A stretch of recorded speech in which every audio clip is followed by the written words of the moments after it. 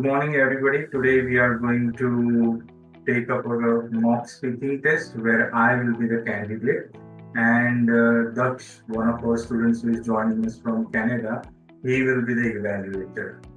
So this is a real IELTS actual exam question paper, and I'll explain more about how you can tackle each part after the mock test is done.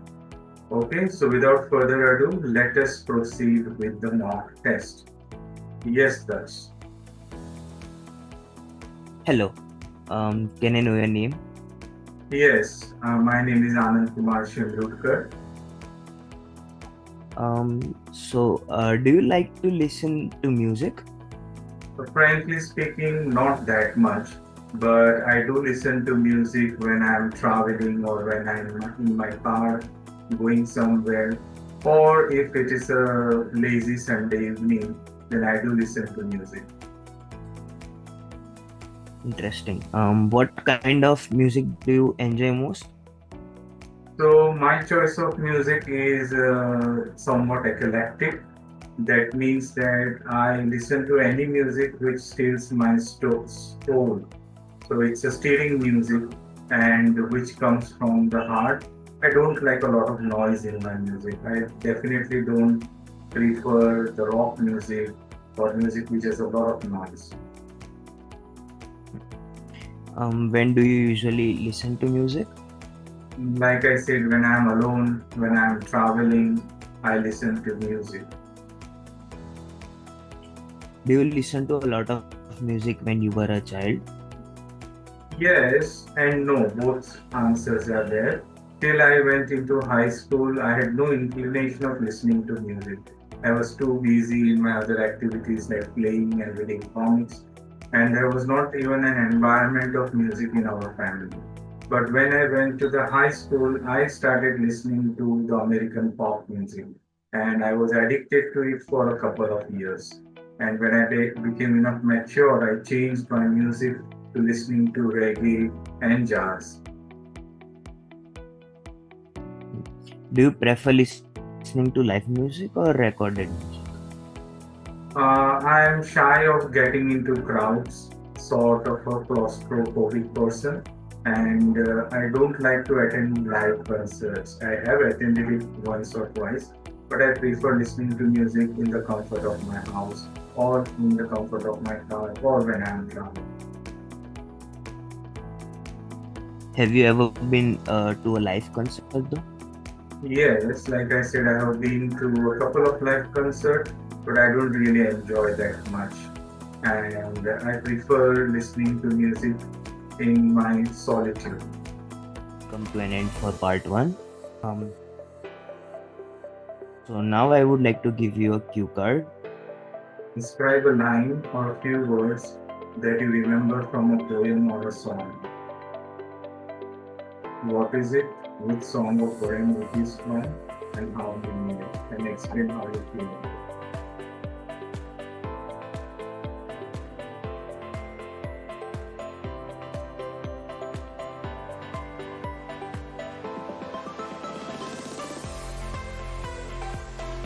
So the poem I remember is not particularly the entire poem, but I just remember the last few lines. I have miles to go before I sleep, and I have miles to go before I sleep. So this poem is by Robert Frost, I believe, and the title is Talking by the Woods on a Snowy Moon. I don't exactly remember the title, so I'm not sure about it. But this poem I learned when I was in my middle school in the ninth grade, and in our English lesson, this poem was there. I have miles to go before I sleep. So these two last lines of the poem, they are really catchy, and they have got a huge moral value in everybody's life. So life is full of difficult tasks. Nobody's life is easy or 100% enjoyable. There are ups and downs in everybody's life. And at times, we are so fraught with the tasks that we have to do and the duties we have to perform that we can't take a respite or we can't enjoy what we feel enjoyable.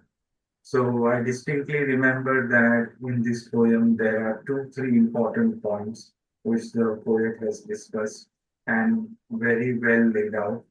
First is that he is on a task and he is traveling on a long journey on his horseback. And he happens to stop by the woods, which he knows who owns it. The owner is known to that person. And from there, the whole poem starts. And in between, there is also a section where his horse is wandering. There's a personification of the horse. And the poet is wondering on behalf of the horse that why they have stopped at that particular point. Whenever I recall this poem, it is usually the last two lines that I recall often, is when I am in a deep trouble and I am in a place where I have to fight it out. And I'm at a All place right, where you can stop now. It was a very detailed explanation.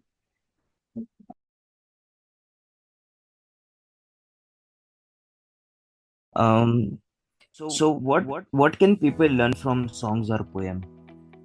there's a lot to learn from poetic songs and poems because a lot of moral values are hidden in it. And particularly the poets or the songwriters, they have got an intense feeling or some experiences which are dug deep within their psychosis, some trauma, and they bring it out, that trauma as well as how they overcome that trauma. So when we read these poems and listen to those songs, we also get that reinforcement that no trouble in life is big enough to put us down forever. We can always get up and fight out our way. Do you think it is easy for children to learn a song or poem than adults? Definitely yes and no, because children's poems are designed for them to remember easily. They also have some moral values, but they are more of rhyme and singing and enjoyment. So it is easy for children to remember those poems because, as I said, they are written in that form. And for adults, the poems have deep meanings. Sometimes a lot of allegorical suggestions are there, and we need to put two and two together to relate it to real life experiences. So it is not easy for us adults to remember even the poems which are favorites for us, word to word. Yes, but if for someone who is into poems or who is a writer or who is a academic in that field, that person would definitely remember a lot of poems and songs verbatim.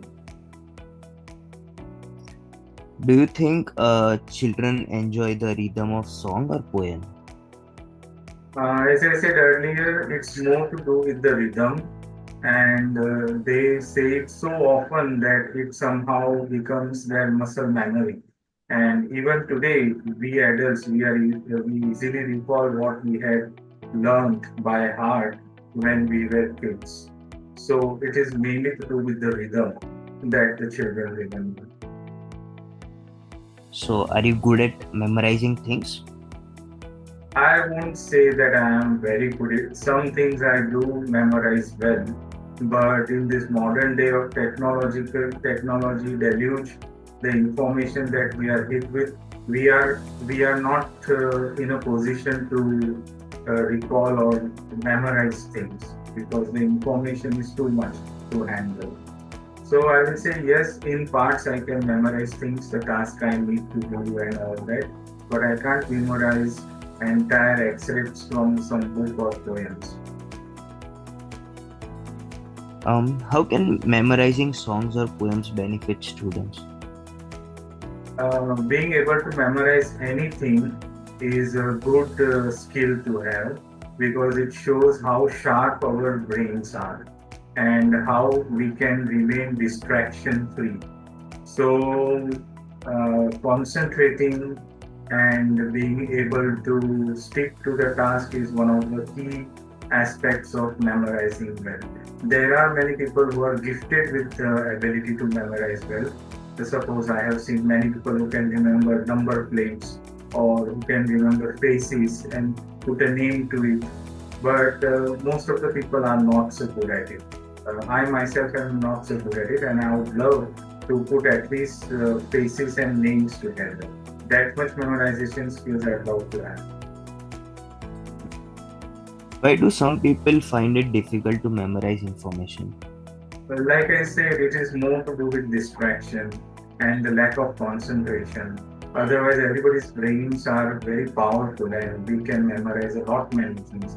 But we usually get distracted by our emotional instability, and at times we are too much preoccupied with certain aspects of our life, like earning money or caring for someone or raising a family, and because of that we don't have enough time to think about ourselves and develop skills like memorizing and other skills which have to do more with mental abilities. Good. Here we come to an end of the IELTS speaking test. Yes, so how did you feel about this mock test and how did you feel about my performance? It was good and a very detailed and crisp answers, I would say. What about you, Janish? What do you think? Yes, sir. It's definitely good. Okay, any bad points, any points where you think I should be doing better or there's a scope of improvement? Lux? Me, I don't feel so. Uh, there were no grammatical errors. The points were discussed very perfectly in a detailed manner with supporting points. There were also some examples given, so I feel it was a very good answers, I would say. Yes. So to end this recording, I'll just give one tip that in IELTS, all the three parts demand a different attitude. So in part one, it has to be a friendly but formal attitude. Friendly in the sense that we need to have a friendly tone. We should be expressive and we should be ready to divulge a little bit more information than is needed, but not too much of information. So that is the key. There should not be any yes no answers. And the tone has to be very friendly.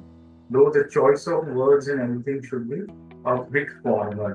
And in the entire IELTS speaking test, we should never refer to the listener in a generalization way. Like you need to do this and you need to do that. We need to use the generalized pronouns for this. One has to do it. In general, people has to do it. So that is the thing we need to take care about. But in our normal conversation, we don't pay attention to this. So that is one area where we will need some focus. Second thing in part two is make it a story of your own. So what I said about this poem has actually happened in my life. When I was in the ninth grade, we really had this poem. So I used that as the material content for my cue card. So all the cue card topics that you will get will be based on your real life experiences. Or even if it is not your experience, then it is an experience which somebody must have and you would have heard about it. Or you can even create an experience within the 1 minute time frame.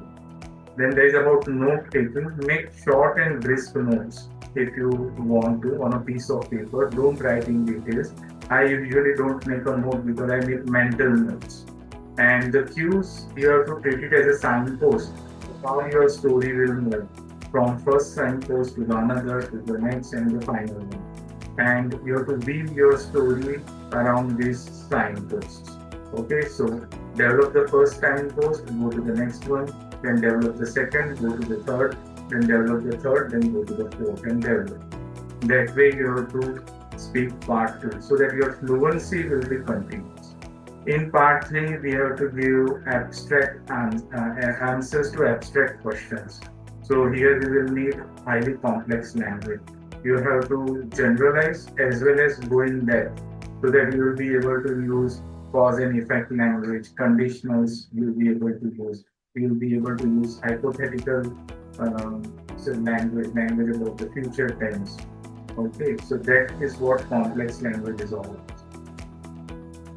So with that, we'll end this recording and come back to you in the next recording with more tips and more mock tests so that you can prepare for your IELTS in a smooth way. Okay, bye bye for now.